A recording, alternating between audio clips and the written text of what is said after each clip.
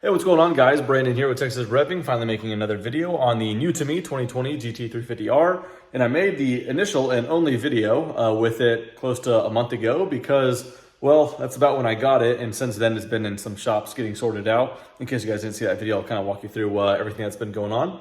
And, well, long story short, it's here. So let's go ahead and flip the camera around and talk about it. But there she is. So like I said, even though I bought it close to about a month ago, I've only had it for the last few days just because it went from Bespoke paint protection film, then HD Motorsports, and getting a couple things squared away. So figured I'd kind of walk you guys through that in the order. So knowing I was going to go front to back full PPF, I wanted to get a couple of the cosmetic things sorted out beforehand on the paint. And so went ahead and did that and then went front to back, like I said. In addition, we added some stripes and we did that over the PPF. That way we can always remove that because this is from the factory, a stripe delete car, as you saw from the last video. So Grabber Line 350R, they only made 31 of them, but 16 of them were stripe delete. 14 of them had black stripes and then one of them had white stripes. Funny thing is, I really wanted the white stripe with the Grabber Lime look. And knowing that they only made one, I tracked down the owner and he said he didn't want to sell it. And I really can't blame him for it because I think it's a really cool configuration. But, you know, half jokingly, he did say that he gave me his blessing to do the same stripes on my card. And that actually, you know, even though it was kind of half jokingly, it actually meant something to me. Shout out to him. So I went ahead and added these stripes. If you recall in the last video, there was a problem with something aesthetically on the carbon fiber wheel, which is concerning. But they are painted in gloss black and there was a scuff on the gloss black paint. And the good news is I can't tell you where that is because that was resolved really, really well. It was paint matched and polished really nicely.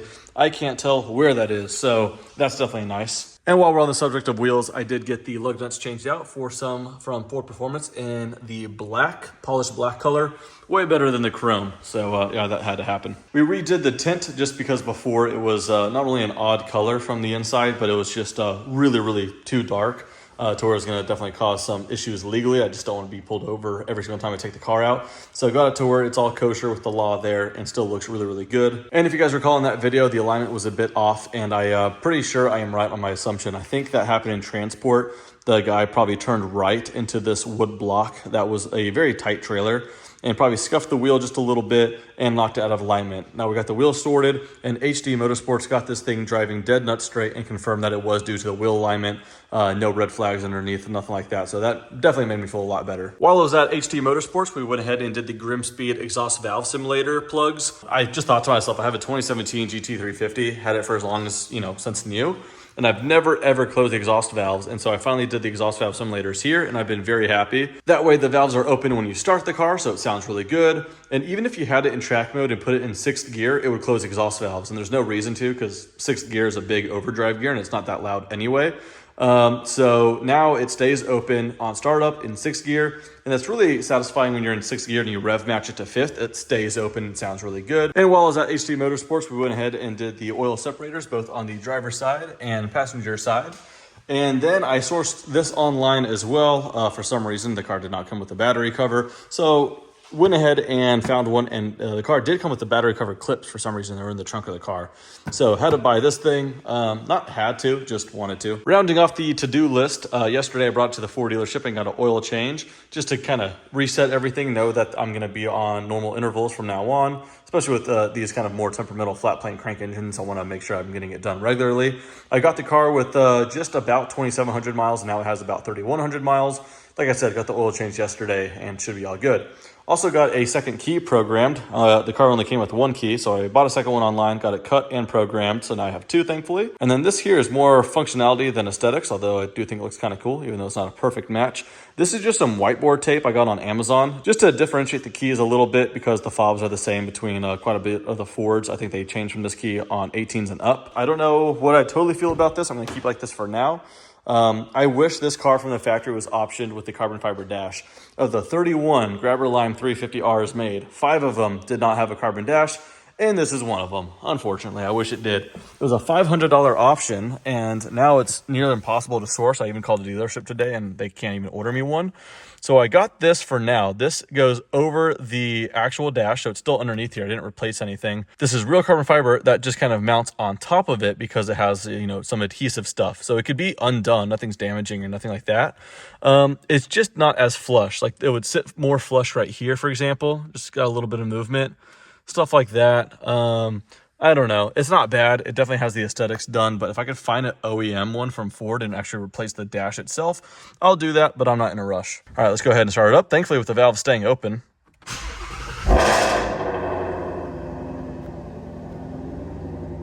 Very angry. All right, so on the road now, and way easier to get good impressions now that it drives straight. It was hard initially on that first drive with rattling that was quite loud that miraculously just kind of went away, but definitely hard to get any good impressions holding the steering wheel off to the side by a decent margin. That definitely takes away from the experience, but now it drives dead straight. That rattling is gone, and it's loud all the time, so it's a lot easier to like it now, certainly. So like I said, got it with just about 27, maybe 2,800 miles and 3,100 and change now, so not a whole lot of miles, but then again, I've only had the car in my garage back for like the last few days, and definitely enjoying it now, bringing it out a lot and just parking it, looking back and seeing it. Even while I've had it, it's been getting its little bulletin list knocked out with HD and then the dealership yesterday, so still it's only now going to be to where I'm kind of settled in with it and I'm used to seeing it in the garage and all of that. I don't know, to be totally honest, I don't know how long it's going to stay in the garage, just because what I need to do, especially before I get the GTD, is figure out garage space, because right now it is to the brim. I've got 4 cars in the garages and then my truck in the driveway, and that's not ideal, especially as in Central Texas we're going to get closer to, like, you know, hail season. Don't want to be scrambling trying to put the Raptor somewhere. What's probably going to end up happening is I'm going to enjoy this car for a little bit longer, another month or two, and then I'll probably have it stored in like a collection of other collector cars. Not that I can't drive it, and in fact you can go ahead and swap out each car different weeks and stuff like that, but I might end up looking at something like that in about a month or two, so we'll see. That's just a time being thing. Definitely within the next year and a half, I would love to buy a off-site kind of building and garage, just to kind of justify some more cars, because as of right now, kind of out of room, but good problem to have for sure. Let's go ahead and crack the windows just a little bit.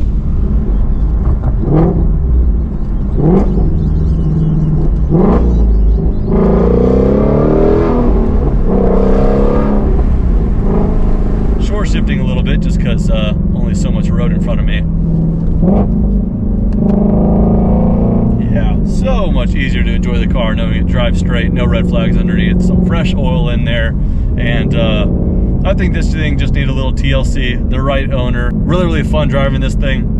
It's a platform I'm very familiar with between, you know, all the miles and time I have between the blue GT350. Are there big, stark differences? Maybe, and I don't want to comment on them just yet. Main reason being the fact that I've only started driving the car truly the last couple of days. The other one being that the 350Rs were really known for their tires that they worked hand in hand with Michelin to develop. It was the 305s and 315 Cup 2s. And this one has 4Ss. I didn't think it was going to have the 4Ss, but the dealership put 4Ss right before they shipped it out, I guess. So I'm not really getting its true impression out of the factory like that, but I can give you guys the impressions on 4Ss over time.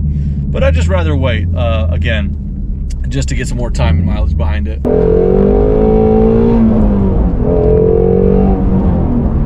Got to do a lot of short shifts there. It just seems like it will rev forever, though. That is just the awesome 5.2 flat plate crank voodoos in these things, though. But man, I don't know if it's the fact that's an R or the color or what, but this thing definitely turns way more heads of anything I've ever owned, which is pretty funny. But man, if I personally saw this out on the road knowing what it is, I would flip out. This car excites me far more than so many other cars at double or 3 times its price.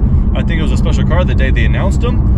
And as time's gone on, it's only proven just how special it is. I'm glad I'm able to own not just a 350R, but the last year of the Rs. It's such a special color. The color definitely is not for everyone, as I've found out, both online and in person. Some people just do not like it, and that's okay. Just kind of makes it unique. Not everyone has to like the same thing, but I just think it's gonna be another reason beyond just the hardware of the car, it's gonna be another reason why this car is just kind of cool as time goes on. Just a color that they didn't make too many of, and I don't know, how can you have a bad day driving one of these unless the alignment's off and you just bought it? Other than that, driving around a bright green GT350R, how can you not just have a big smile on your face? It's an awesome car for the car itself, but then give it a very exciting color scheme, and it's kind of nutty. I don't know why this person in front of me is going so slow, but we'll go ahead and get around it.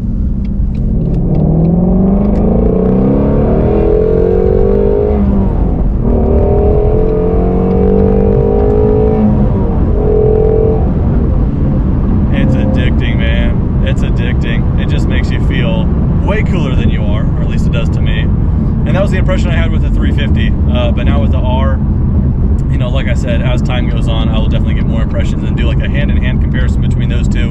And with the GT500 track pack as well, why not? I just kind of want to make as many videos as I can with this thing, just because I remember when I was considering getting this car, I was trying to find YouTube videos of grabber line 350Rs, and there was just no representation out there. And I knew if I were to get one, I'd want to litter YouTube with a bunch of content with it. And so that's what I'm going to do for sure within the next couple months. And I hope you guys are okay with that. Try to crack the windows a little bit here. Oh, it's so good. So clean, so linear, raspy as well. Totally stock exhaust here, just given that they are resonator delete from the factory, all the R's. And then the 350s did have resonators, and I removed them on the on my other GT350, but not much you have to do with the R, to be totally honest with you. It sounds really, really good. And I know that wasn't too long of a drive, but hey, just a little bit of a tease for now. We'll definitely take it on a windy road, put a GoPro on my head, and mic it up a little bit by the exhaust and make a really fun point of view drive video, among many other ones, like I said, between the comparison on these cars and whatever else you guys think of. Be sure to comment down below, and I'll love to make as many videos with this thing as I can to share it as much as I can as well. But that just about does it for this video. Thanks so much for watching. See you guys next time.